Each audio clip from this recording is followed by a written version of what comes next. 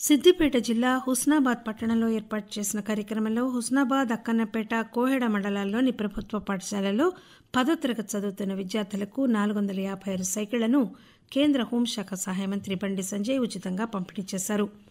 ఈ సందర్భంగా మాట్లాడుతూ ప్రధానమంత్రి నరేంద్ర మోదీ సూచన మేరకు కరీంనగర్ లోక్సభ నియోజకవర్గం పరిధిలోని ప్రభుత్వ పాఠశాలల్లో విద్యార్థులకు ఉచితంగా సైకిల్ పంపిణీ కార్యక్రమం చేపట్టామన్నారు. నర్సరీ నుంచి 6వ తరగతి చదివే విద్యార్థుల కోసం మోదీ కిట్ పేరుతో notebooks, pen, pencil, lunch box, water బాటిల్స్తో కూడిన కిట్ను అందించే కార్యక్రమం చేపట్టబోతున్నట్లు సంజయ్ చెప్పారు. సిద్దిపేట డివిజన్ పరిధిలో గత కొన్ని రోజులుగా పోగొట్టుకున్న, దోపిడీకి గురైన 43 సెల్ ఫోన్లను central equipment identity register CEIR టెక్నాలజీతో రికవర్ చేశారు.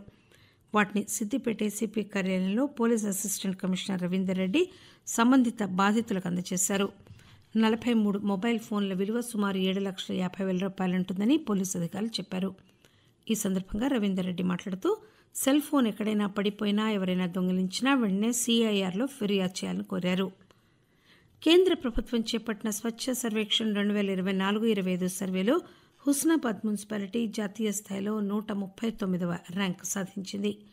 రాష్ట్ర స్థాయిలో మొత్తం 150 మున్సిపాలిటీలతో పోటీపడి 9వ ర్యాంక్, జిల్లా స్థాయిలో మొదటి ర్యాంక్ సాధించడంతో పాటు ఓడీఎఫ్ ++ సర్టిఫికేట్ సొంతం చేసుకుందని అధికారులు తెలియజేశారు. దీనికి సహకరించిన పట్టణ ప్రజలు, అధికారులు, ప్రజాప్రతినిధులు, ఇతర సిబ్బందికి రాష్ట్ర రవాణా శాఖ మంత్రి పొన్నం ప్రభాకర్ శుభాకాంక్షలు తెలియజేశారు. గంజాయి, నార్కో డ్రగ్స్, ఎన్డీపీఎస్ యాక్ట్ గురించి పోలీసు అధికారులకు, సిబ్బందికి విచారణ ఎలా చేయాలనే అంశంపై సిద్దిపేట పోలీస్ కమిషనరేట్ కార్యాలయంలో అవగాహన కార్యక్రమం నిర్వహించారు. సంగారెడ్డి జిల్లా ఎస్సీ/ఎస్టీ court grade 1 additional public prosecutor Satyanarayana వివిధ విషయాలపై అవగాహన కల్పించారు.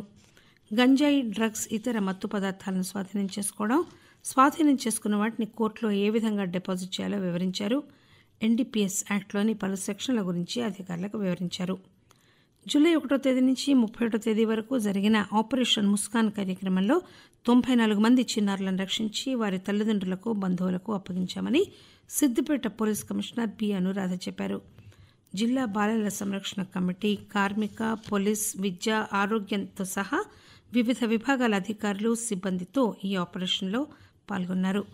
వీరిలో తెలంగాణ, ఆంధ్రప్రదేశ్, ఉత్తరప్రదేశ్, ఒడిశా, ఛత్తీస్గఢ్, నేపాల్, బీహార్, కర్ణాటక, మధ్యప్రదేశ్, రాజస్థాన్, మేఘాలయ రాష్ట్రాలకు చెందిన చిన్నారులను గుర్తించి వారి తల్లిదండ్రులకు, బంధువులకు అప్పగించామని చెప్పారు.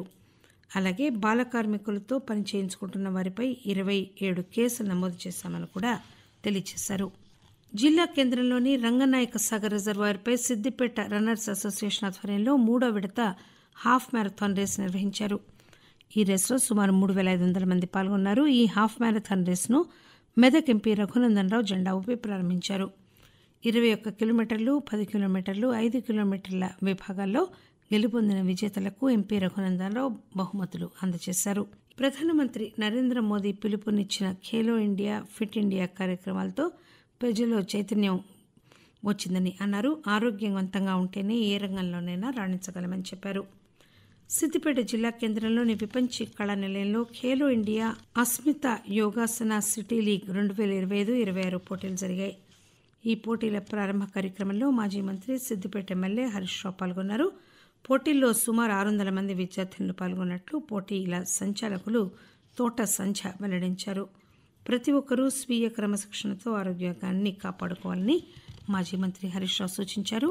పోటీల ముగింపు కార్యక్రమంలో పాల్గొన్న జిల్లా పంచాయతీ అధికారి దేవకీదేవి విజేతలకు బహుమతులు అందజేశారు.